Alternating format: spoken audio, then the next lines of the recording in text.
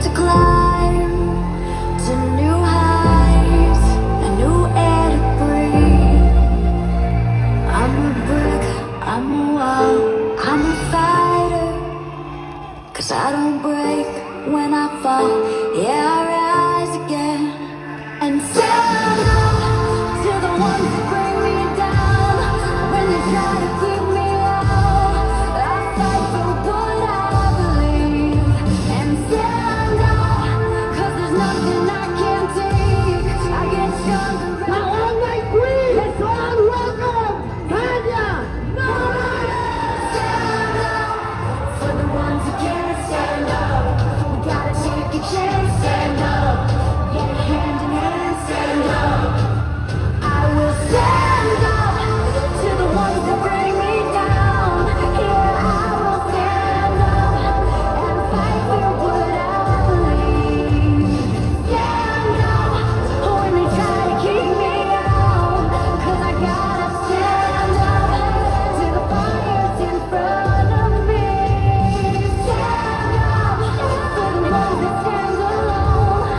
We gotta stand up together in everything. Stand up, and when you find you're on your own, you gotta stand up and fight for what you believe. Stand up.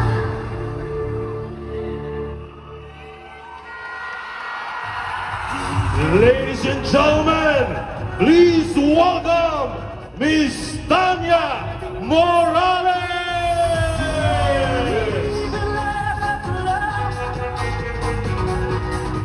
I can feel something inside me say, I really don't think you're strong. Good morning, Global!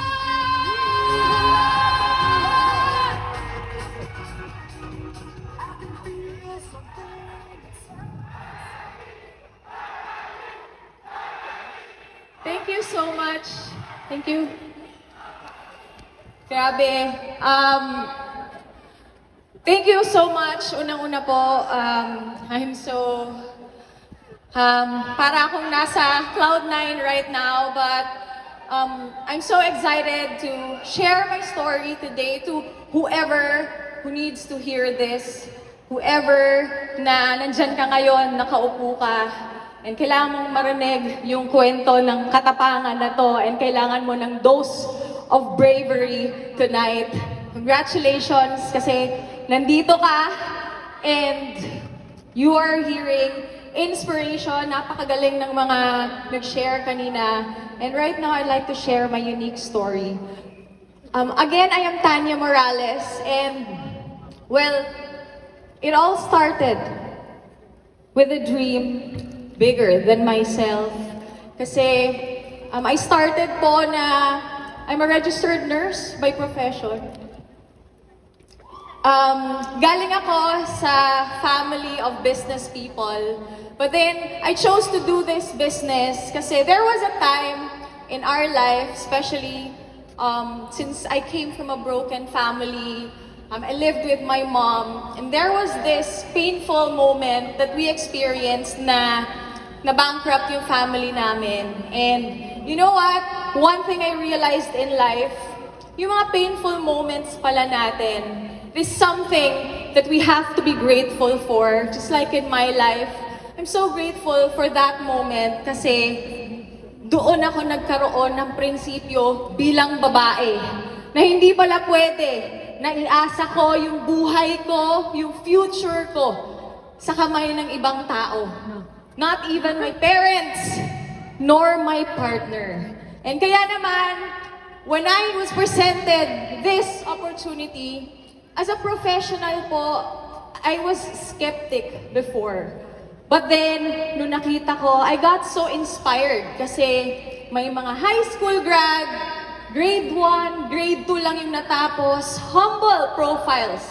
But then, they all became successful in the business. And so I told myself, kung nagawa nila, kayang-kaya ko din. And same goes to you.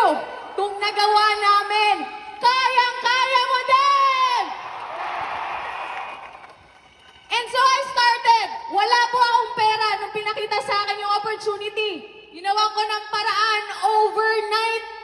That was how hungry I was to achieve my dreams. That was how hungry I was to provide the life na nawala sa amin before ng mommy ko. I started this na walang alam, walang experience. Sa lahat po ng mga guests namin here tonight, na wala ka ding alam, wala kang experience, I always believe that there's a purpose why you are seated here tonight. Nandyan ka sa dinami-dami ng pwede mong puntahan. Nandyan ka and nakikinig ka right now. Maybe this is already the answer sa tinagal-tagal mo ng pinagdadasal na pagbabago ng buhay. Kasi para sa akin, this is also my answered prayer. And so, I started my journey and I started it in Cebu. Sa lahat po ng mga Bisaya na nandito. Kaway-kaway naman po and sumigaw naman po dyan. You know what? This business taught me how to be flexible. This business taught me na pag tayo pala, lalo na sa ating mga babae, if we want to be successful in this lifetime, kailangan tanggalin natin lahat ng mga kaartehan natin.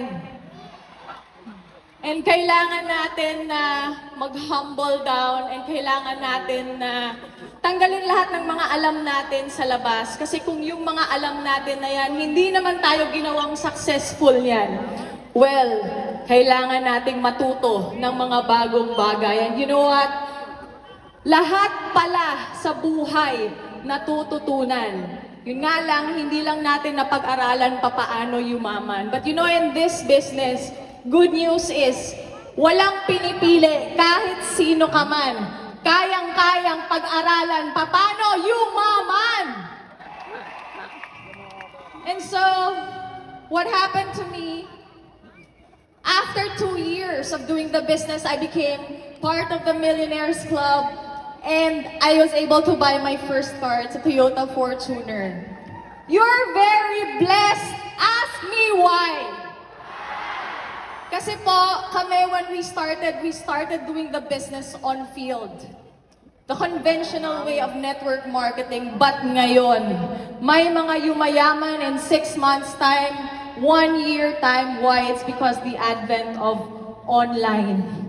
Kaway-kaway naman sa mga naging milyonaryo dyan ng mga months lang, mag-ingay! But I'm so grateful because during that time, hinubog yung character ko.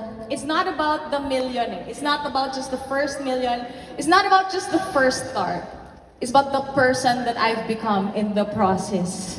Isang babaeng napakaraming takot, napakadaming insecurities sa buhay. But because of this business, nabuo po yung kumpiyansa ko sa sarili ko. And I got so empowered na abutin lalo yung mga mas malalaking pangarap ko pa sa buhay. And so I continued on with my journey. And the next chapter in the journey, dinala po ako dito sa Manila.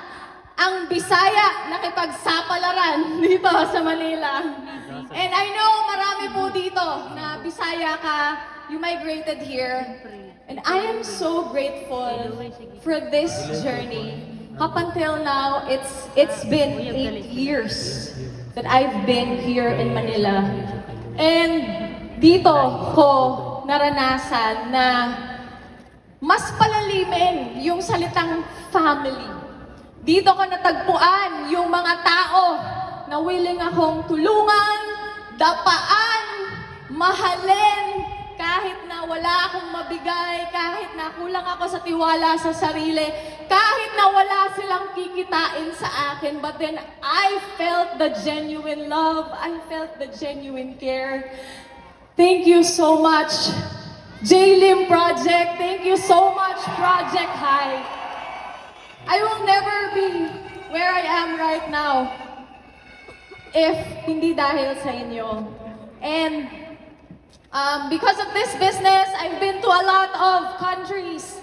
Nakapag-travel tayo sa iba't ibang bansa.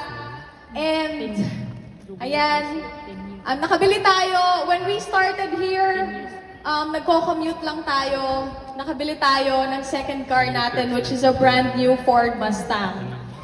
And next is, ayan po. Sa negosyong to, hindi po totoo na una-unahan kasi hindi naman po ako nauna. Nasa laki ng pangarap mo, nasa sipag, nasa tibay ng loob mo na magtuloy-tuloy na abutin yung mga pangarap mo. And para sa akin, yun ang basehan. It's not just about the award. Of course, I am so grateful and I feel so privileged to become part of the top 20 for 6 consecutive years now. But being in that circle, mas nag-mature ako, mas naging stable yung emotions ko. And talk about income, dito ko po naranasan na kung dati, pangarap ko lang na kumita ng minimum 100,000 per month.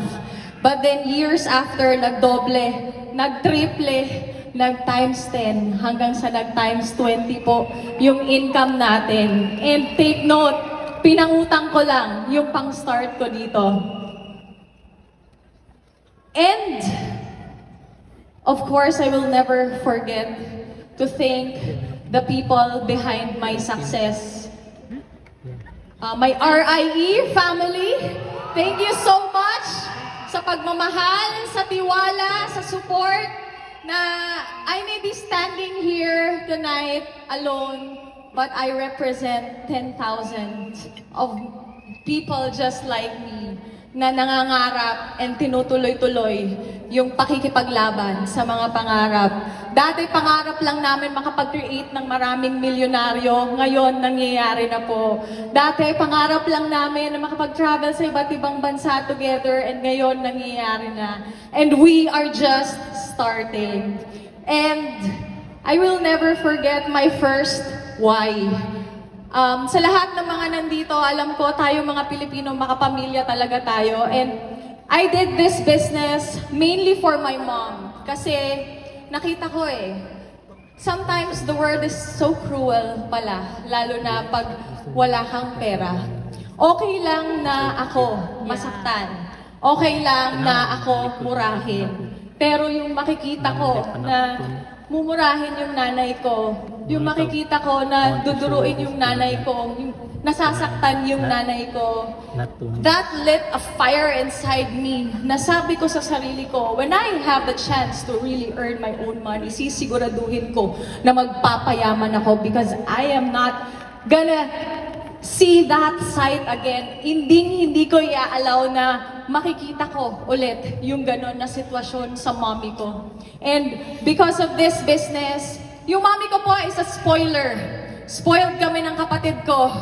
Now, it's my time to give back. Na ako naman yung nagsuspoil sa kanya ng mga iba't ibang bagay, mga travels. And for this year, eto po yung regalo ko sa kanya. Alam niyo po ba, matagal ng pangarap ng mommy ko na magkaroon kami ng first house and lot. And parehas kasi kami na naglayas sa amin. And I'm so grateful for this company kasi ngayon natupad na siya. And sabi ko, Lord, kung bibigyan mo po kami ng bahay, I want a view of the sunrise and the sunset all together. But alam niyo po ba, sobrang bait ni Lord kasi hindi lang sunrise at sunset yung binigay sa amin, kundi 360-degree view. And please watch this video. Yan, ayun na po, nandito na tayo sa pinakatuktok and patapos na po ang ating bahay. Konting finishing touches na lang. And ang pinaka nagustuhan ko dito sa place na to is I have a 360 degrees view.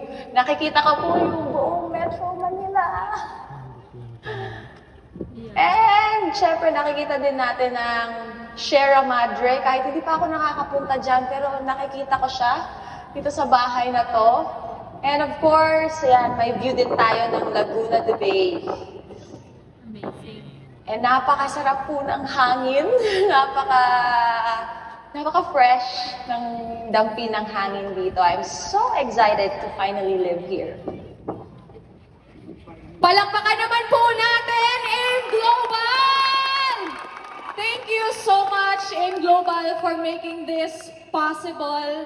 Thank you so much, Doc Ed, Doc Con, thank you so much, Sir John, Sir FM in Heaven, Sir Jurgen, Sir Arnel, Sir June, the VPs natin, thank you so much po sa lahat po ng management team natin. To my mentor, Mentor Joseph Lim, thank you so much, Upline. Alam mo na po yun for believing in me. Thank you so much, Up Mylene Ebdane, Up Mike, Up Carlo, my AIM1 family. Thank you so much, Upline Louie Gascon. Thank you so much sa aking mga kapatid na council. Project High, thank you so much to my RIE council. Brother Binjun Bunagan, thank you so much. Royals International Empire, thank you so much po. And my last message sa lahat po ng mga nandito right now. Pakisabi nga po sa katabi mo, be brave! Pakilakasan, sabihin mo sa katabi mo, be brave! Be brave! Because fortune is for the brave. Walang ibang gagawa ng success mo kung hindi ikaw. Ikaw ang paulit-ulit na babangon araw-araw kahit anong nararamdaman mo para ipaglaban mo yung pangarap mo. And ikaw ang paulit-ulit na babangon every time na madadapa ka para ibigay ang buhay na deserve mo at deserve ng family mo. Hindi kailangan na maniwala sa'yo lahat ng tao. Ikaw pa lang na maniniwala ka sa sarili mo na kaya mo. That is already enough!